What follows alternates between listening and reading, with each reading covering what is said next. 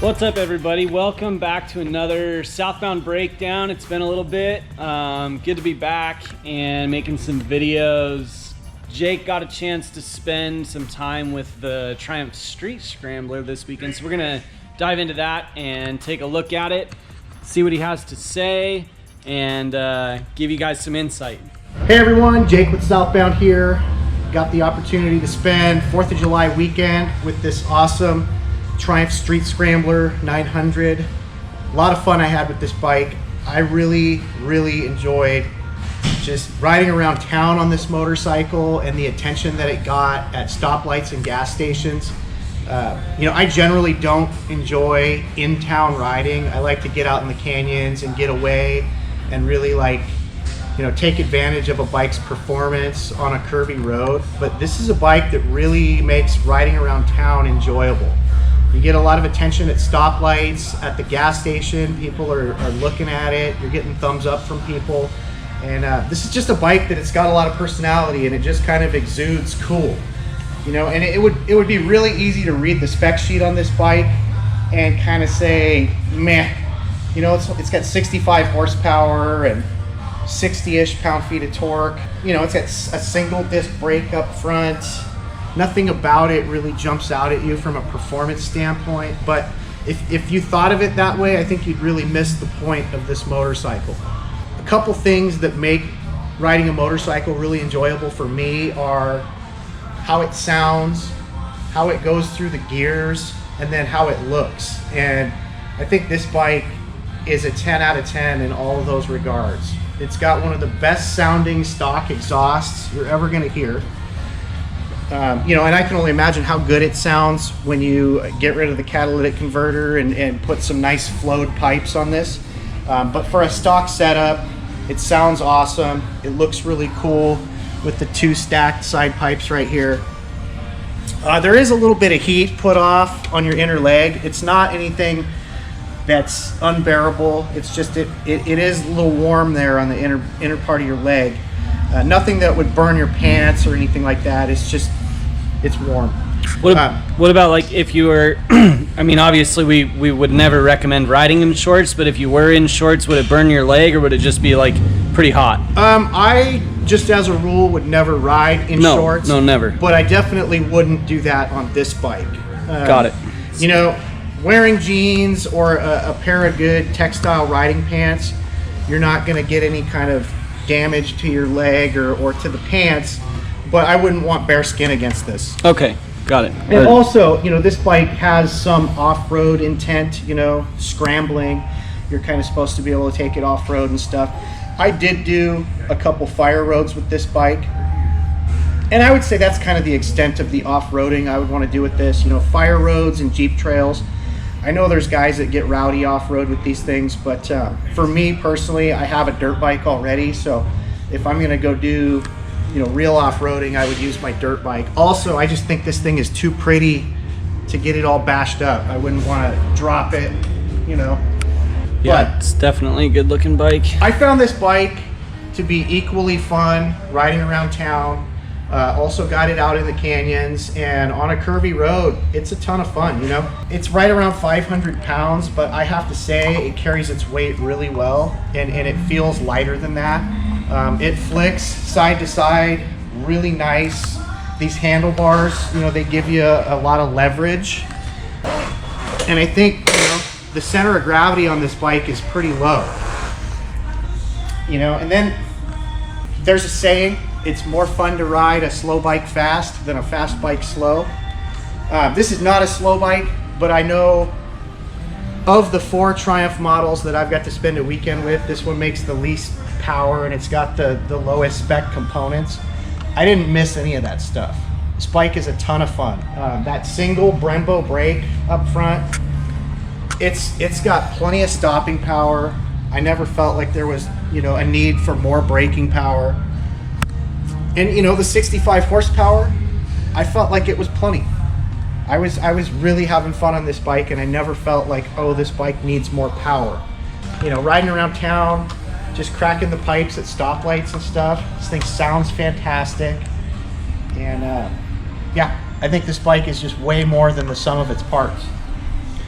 Yeah, I think there's something to be said about, you know, truly how a bike feels from the seat. Like you had mentioned, you can analyze a spec sheet to death and literally create your own opinion on something based off of it. But until you actually put your seat in the saddle, so to speak, and get out and ride it, you don't actually know what you're working with. You know, I think this is a bike that Triumph has done an incredible job building something that's very fun to ride. Obviously, it's not a track bike, it's not a wheelie machine, but what it is, it's a bike that people look at and just think it's cool. You know, I was riding around in like a dirt bike jacket with a dirt bike helmet on, and you know, took it on some fire roads and Jeep trails, and it was fun. And even though I knew I wasn't on a true dirt bike, there was something really exciting about scrambling. You know, taking a bike Sure. that's really not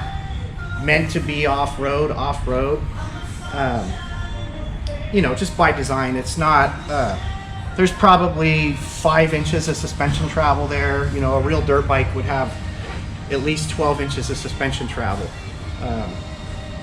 But yeah, it's a bike that oozes cool. People really respond to this thing wherever I parked it. You know, whether it was at a gas station or at a stoplight. I was at a little cafe right there by the street, having lunch next to it, and I asked a lot of questions about this bike. So the attention factor was a lot of fun. Very cool. You know, it's again, Triumph, they've done some really cool things here to create an optical illusion. Like you see these, what look like cooling fins, and you would think this is an air-cooled bike. It's not. It's liquid-cooled. You got the radiator right here. You know, this right here looks like carburetors. That's electronic fuel injection that's made to look like a carburetor. You know, these wire spoke wheels with those semi-knobby tires just give this bike kind of a scrappy look. Just looks kind of tough. And then again, that engine note. I've said it a few times, but this bike sounds fantastic. You know, and modern motorcycles, they really are handcuffed a little bit with all of the emissions that they have to work around.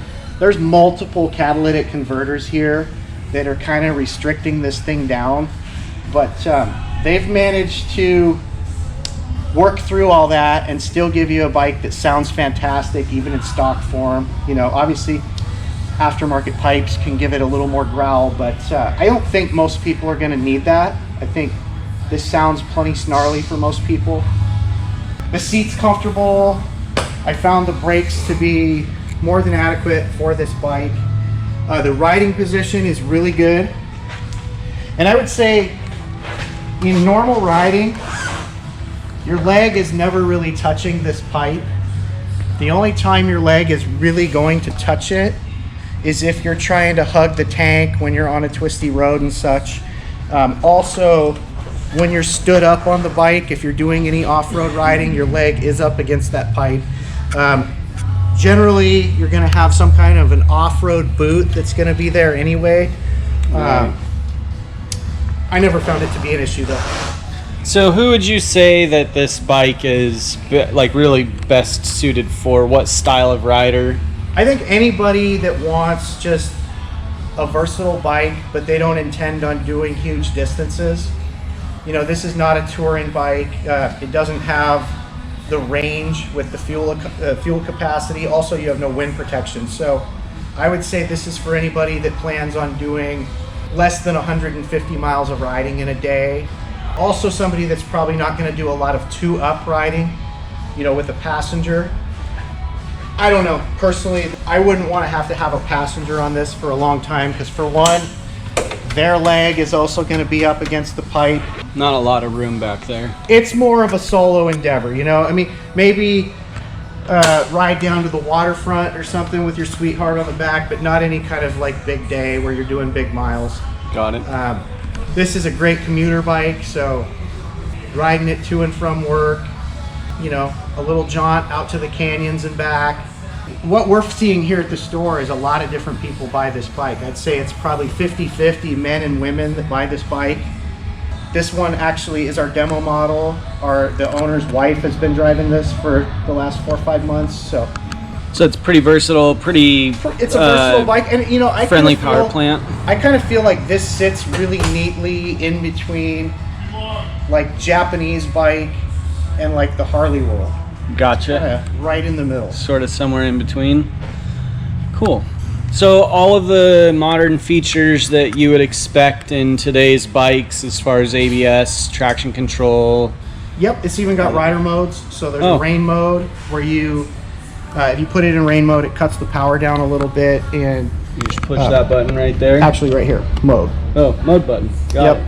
So there's a rain mode and a road mode, and then the rest of this bike's pretty simple. There's some information that you can toggle through here on this little digital screen. There's actually a digital tack, so it'll tell you what your RPMs are or how much fuel capacity you have left. But you know, this bike's a pretty raw riding experience, actually. Very cool. Anyway, I had a ton of fun with it, and I love these Triumph motorcycles. Definitely going to add one to my garage at some point. So. Awesome. Well, thank you for that. We hope that it has shed some light on the Street Scrambler for those who maybe have had their eye on it, who are possibly thinking about getting into a Triumph motorcycle. These bikes are just so impressive how well they're put together. The quality of materials that they use is definitely evident when you take a really close look at the machining and just everything. They're really top notch. So come on down and see us. Jake, why don't you tell folks where we can be found, how to get a hold of us? We're in Lakewood, 2724 96th Street South, right next to I-5. Hit us up. Got it. There's our information, 253-582-2288. You can visit us on the website, shop our inventory, southboundhonda.com. It's been a pleasure. Another Southbound Breakdown. My name's Chris. Jake. We'll see you next time. Take it easy, guys.